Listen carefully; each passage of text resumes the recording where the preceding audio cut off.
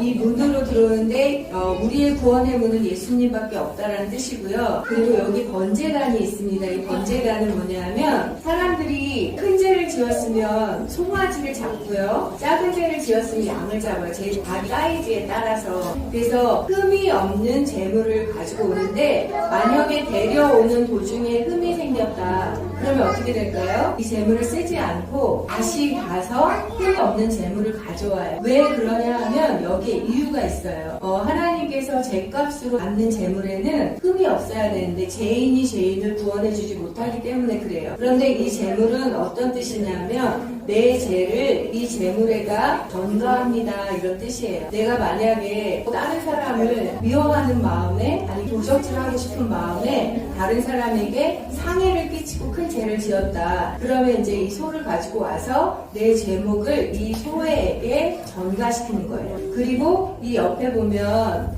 여기 재물을 잡는 단이 있어요. 이 재물을 잡는 단에다 오기 전에 이제 제사장들이 검사를 해요. 흠이 있나 없나 검사를 하고 재물을 놓는데 재물을 잡는 걸 누가 할까요? 제사장이 대신 해주지 않습니다. 죄를 지은 죄인이 와서 직접 송아지의 목을 따고 피를 빼고 내장을 꺼내고 또 가죽을 벗기고 팔, 다리 조각조각 메고 각을 떠서 이 상태에서 이제 재물을 여기 번제단에 맞춰서 태우는 거거든요. 그런데 이 재물이 누굴 얘기하냐면 예수 그리스도를 얘기하는 십자가에 돌아가신 예수님. 우리의 죄를 누구에게 전가하는 거예요? 예수님께 전가하는 거예요. 자, 그러면 제사장들이 이 소를 잡지 않고 왜 우리가 직접 이 재물을 잡을까요?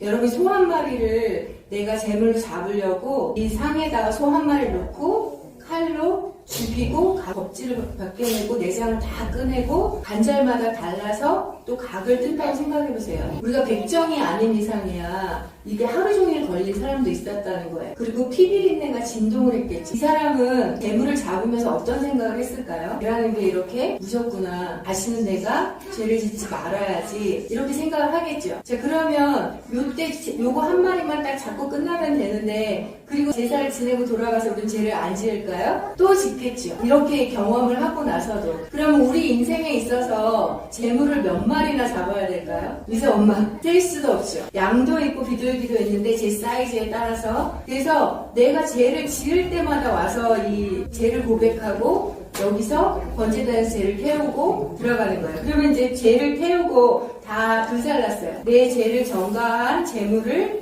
여기다 놓고 다 불살랐어요. 그리고 물두덩 앞에 와서 하나님 앞에 이제 내 죄를 깨끗하게 씻어달라고, 거룩하게 살게 해달라고. 이것은 신전에서 일하던 여종들이 쓰던 거울, 놋을 녹여서 만든 물두덩이거든요. 그런데 신전에서 일하던 여종들이 매일같이 사람들을 만나니까 거울은 굉장히 필수품이었을 거예요. 그래서 자기한테 굉장히 소중한 것이었을 텐데 그것을 다 맞춰서 만든 거예요. 그래서 의미가 있어요. 우리 인생에 있어서는 하나님만이 주인이시고 내가 갖고 있는 것은 무의미하다는 뜻이에요. 그래서 여기다 물을 담으면 누가 보일까요? 손 씻을 때?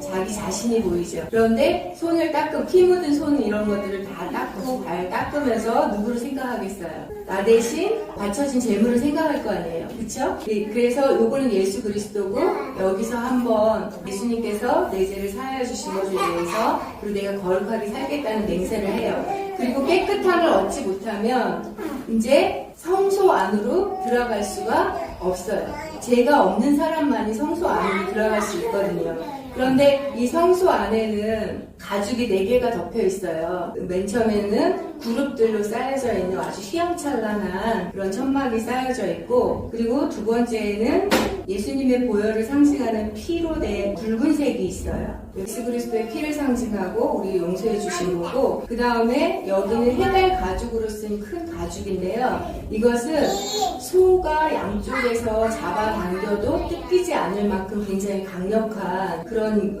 가죽이래요. 이것은 하나님과 우리 사랑을 절대 끊을 수 없다. 그리고 우리 고난 중에서도 하나님께서 우리를 지켜주신다라는 방패막이고 보호막이 된다고 해요.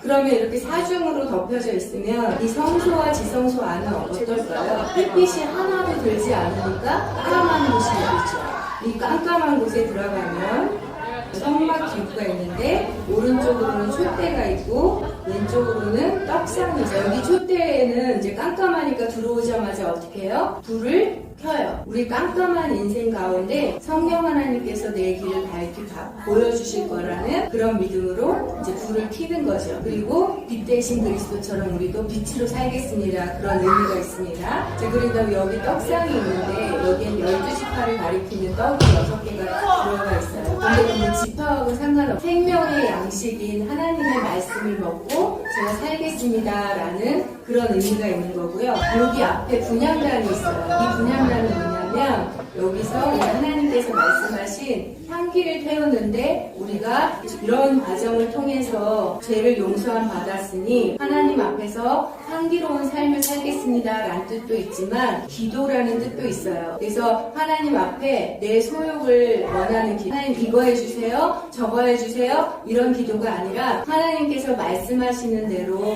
아름다운 삶을 살겠습니다, 하나님이 원하시는 기도를 드리겠습니다 하는 의미가 있죠. 이 성소 다음에 아무나 못 들어가는 대제사장만 1년에 한 번씩 들어갈 수 있는 지성소가 있어요. 근데 여기 휘장이 있거든요. 이 휘장 안에 이 대제사장이 방울이랑 긴 줄을 달고 들어가요. 그래서 움직이면 어떻게 해요? 방울 소리가 딸랑딸랑 나죠. 그래서 대제사장도 이 안에 들어갈 때 죄가 없어요. 그런데 하나님 모르게 이 사람이 죄를 지었거나 이렇다면 하나님께서 죽게 하시는 거예요.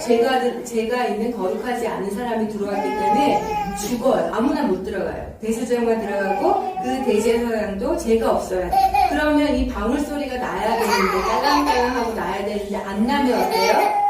죽었다는 뜻이에요. 그래서 밧줄로 그 시체를 잡아당겨서 꺼내요. 그래서 방울과 밧줄이 있는 거예요. 그래서 이 안에는 죄가 1도 없는 사람, 완전 무辜한 사람이 들어갈 수 있는 곳. 대제사장만 1년에 한 번 들어가는데 예수 그리스도께서 십자가에 못 박혀 돌아가실 때 이 안에 있던 휘장이 위에서 아래로 찢어집니다. 원래 천은 사람이 잡아다닐 때 어떻게 해요? 밑에서 위로 쫙 찢어지잖아요. 이 휘장도 아까 말한 것처럼 소 2마리가 양쪽에서 끌어도 절대로 찢어지지 않는 그런 천으로 만들었는데 이 사람의 힘으로 자르는 게 아니라 예수 그리스도께서 십자가에 걸려 돌아가실 때 휘장이 위아래서 탁 찢깁니다. 그 뜻은 뭐냐면 앞으로는 대제사장만 여기에 들어갈 수 있었으나 너희가 이제부터는 피값으로 산 예수 그리스도를 믿으면 아무나 이 안에 들어갈 수 있다. 그리고 평생 몇백 마리의 제물을 바치는 게 아니라 예수 그리스도께서 단 한 번 제물 대심으로 말미암아 너희 죄를 용서해 주셨다. 그래서 이 휘장이 바뀌면서 대제사장만 들어가는 곳이 아니라 여러분들도 들어갈 수 있어요. 그래서 우리가 신학적으로 말하는 만인 제사장이 누구나 다 들어올 수 있는 거예요. 안에 들어오면 덮개가 있거든요. 그룹으로 천사들이 보호하고 있는 덮개가 있는데 덮개 안에는 만나를 담아온 항아리와 아론의 쌍난 지팡이 그리고 모세에게 주신 십계명이 들어가 있어요. 자, 여러분 만나를 금 항아리에 집어넣으면 그게 부패하겠죠? 왜냐하면 하나님께서 주실 때 하루 먹을 것만 갖다 먹어라 그러셨거든요. 그 이상 가져가면 어때요? 다 썩어서 없어졌어요. 그런데 이 항아리에 보존되어 있는 거예요. 그리고 아론의 쌍난 지팡이는 아론이랑 모세의 지도자 역할을 반대하는 사람들이 반란을 일으켜가지고 누가 너희에게 지도자 권한을 줬느냐, 고라 자손들에게 하나님께서 내가 부여했다. 그래서 12지팡이를 놓고 싹이 나게 했는데 누구의 지팡이만? 아론의 지팡이에만 싹이 나고 꽃이 피게 했어요. 그런데 걔도 생명체가 아니기 때문에 이 안에서 어때요? 다 시들고 없어져야 되는데 유지하고 있다는 거예요. 그래서 하나님 나라 역사하고 계시다는 뜻으로 그 십계명 말씀이랑 같이 덮개 안에 있는 거예요. 그래서 덮개 안에 우리가 이제 안으로 들어갔을 때 이제는 하나님 말씀에